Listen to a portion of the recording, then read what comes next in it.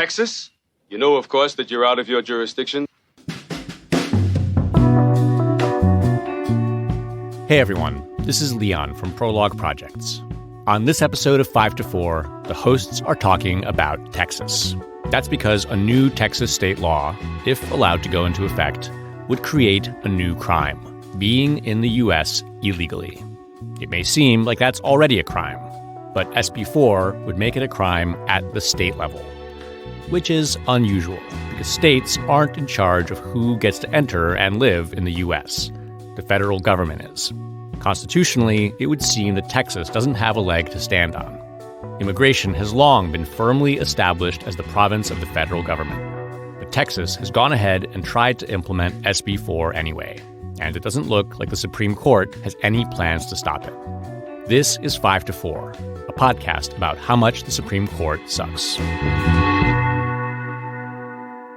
Welcome to 5 to 4, where we dissect and analyze the Supreme Court cases that have failed our nation, like the royal family's PR team failed Kate Middleton. Wow.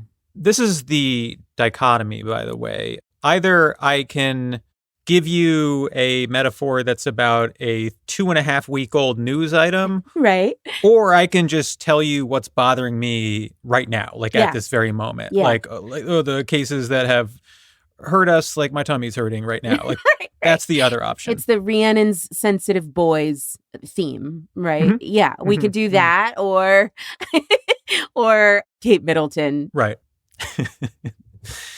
I'm Peter. I'm here with Rhiannon. Hi, hello.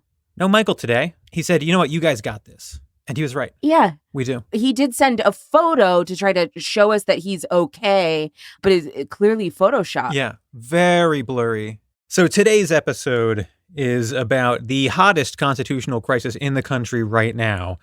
Maybe the second hottest, because you got the Trump one too. Oh. There are so many constitutional crises. Yeah, we got multiple. It's like the QB prospects in the NFL draft, folks. Yeah, it's exactly like that. The standoff at the border between Texas and the federal government is what we're talking about today.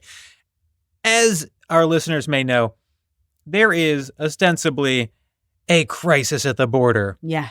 What exactly the nature of that crisis is depends on what your favorite news channel is. Mhm. But I think the bottom line, incontrovertible fact, is that encounters between Border Patrol and immigrants at the border are way up over the past few years, Yes. multiples of what they were a decade ago.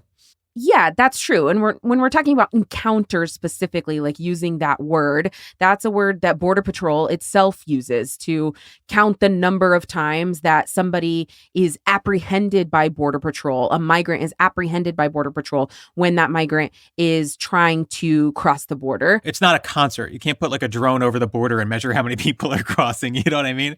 All we have is what Border Patrol sees. But in general, yes, interaction between Border Patrol and migrants at the border are up for a lot of different reasons. One of them being that more migrants are at the border trying to get into the United States than usual. And then those interactions between migrants and Border Patrol, there are so many reasons why that's the case. Trump had the Remain in Mexico policy. Biden extended that policy, and sort of realities on the ground that mean that, yes, Border Patrol is interacting with migrants at the border much more than they have in years prior.